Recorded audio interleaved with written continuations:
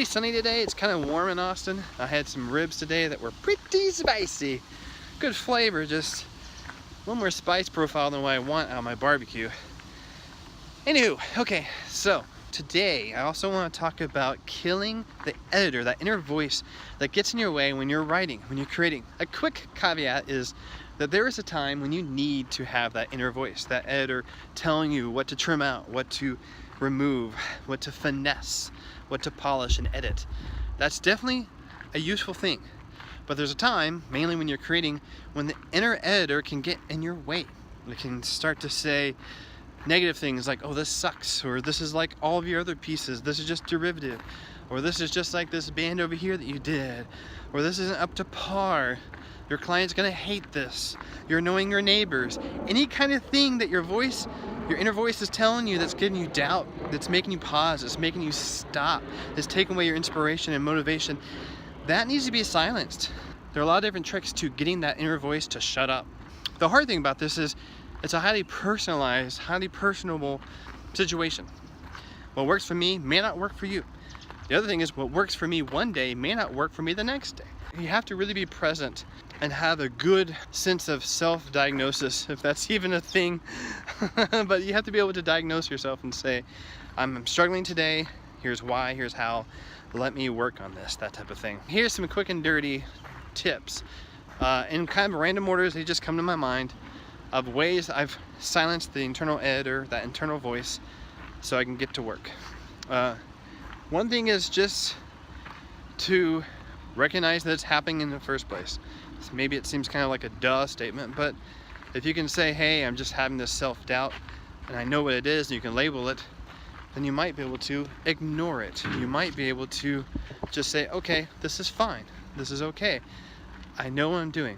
One example is when I was first hired by a Disney company to write some music for one of their games, and the whole Disney label was freaking me out, totally freaking me out. I was putting a lot of extra stress on myself and saying this has to be perfect because it's Disney. I wanted to impress the client, I wanted to land this job and be able to keep working with Disney. So the first day was kind of a loss because I just had to work through the mental stress of, oh my god, I'm writing something for Disney, I hope I don't suck, I hope I don't suck. I just put out ideas, I just thought about, worked on it, and kept polishing it, and eventually, move this down a little bit, eventually I was able to get something that I liked. The other thing you can try and do is to change your parameters. Let's say that inner voice is happening and you're most of the time trying to write late night and you're tired, you're like, oh god, I'm not motivated anymore. Change it up. Let's say you go sleep 2 hours earlier and then you wake up 2 hours early, so all of a sudden you're having a morning writing session. And you can see if that works out better. Maybe that internal voice won't show up. Maybe that internal voice won't show up as much in an early morning session versus a late one. You have to just change the parameters. If you feel like you're being too derivative, then okay, write in a different key, write in a different mode, write with different instrumentation than you normally do. Try and figure out some ways that you can just say, okay, I'm going to change things up so things feel different. Maybe you're writing pencil to paper, maybe you're writing to a piano MIDI track that you'll orchestrate later, maybe you're starting with melody, maybe you're starting with harmony, maybe you're starting... There's a really good trick I learned from Zimmer, who talks about in his masterclass just sketching, and you do here, then here, then here, and you don't even worry about if or how these ideas connect to each other. Instead, you're just getting ideas out. That's a really, really good tip. That's a really good step to take, is if you're not worried about making a song at that moment, you're just writing little motifs, little scenes, little vignettes of a piece, and you're going to worry about the construction of it later, then that can help you become more inspired and stop thinking so much about, I have to write this whole piece. Don't worry about that at that point. Just worry about getting the creative elements out. Maybe you just write only melodies for a day. Maybe you just write interesting chord progressions and worry about melodies later. The idea is just to change up the system, to change up your process. I'm wholly convinced the internal voice, that editor, he comes out, she comes out, it comes out when you're stressed. So it could also be something where getting up and walking away from the room. I take a lot of breaks, a lot of restroom breaks. I try to every day take a walk, be out in nature, enjoy the wind and everything like that. I try to just stand up and get away from my computer, because what happens is you are still working through the problems you have in your piece or your sound design or your production. You're still working through that when you're away from the desk. You're just in a different space. I often find I go out, take a walk, I get some water, I get a snack or whatever, say hi to my family, hit my dog, whatever it is, you get out and all of a sudden you come back to the desk and you're a tiny bit more refreshed. There could be times when you did a lot of refreshment, so maybe you go take a run, you go for a jog, go work out.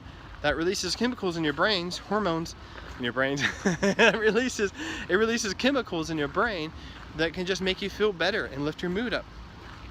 Whatever it is that you have to do, try and find a way to do it, to get yourself out of your mindset.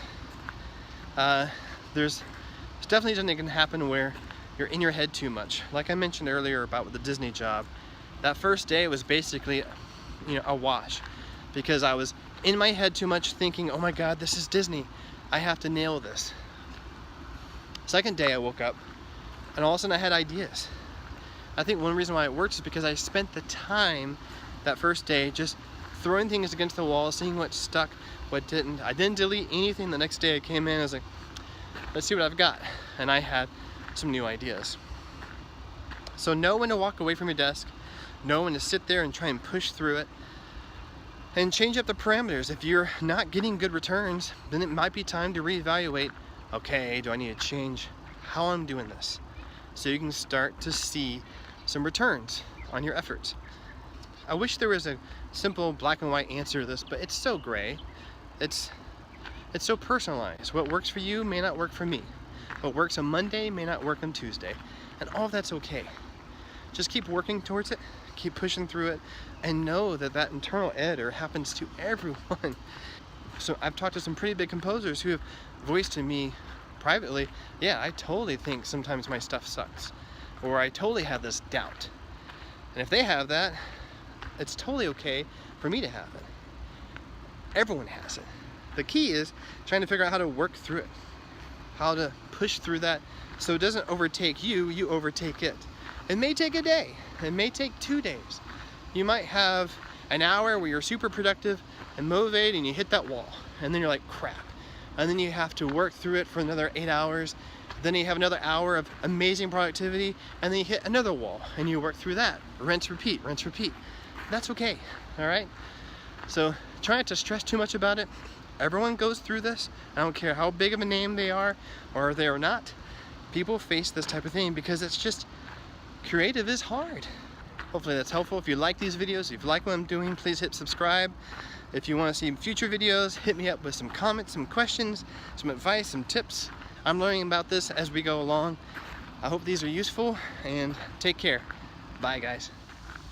Yeah, where am I? What am I talking about? Hi, I'm Nathan, and I'm a musicaholic. So a quick caveat. a quick caveat. Here's some quick and dirty. Write with different instruments.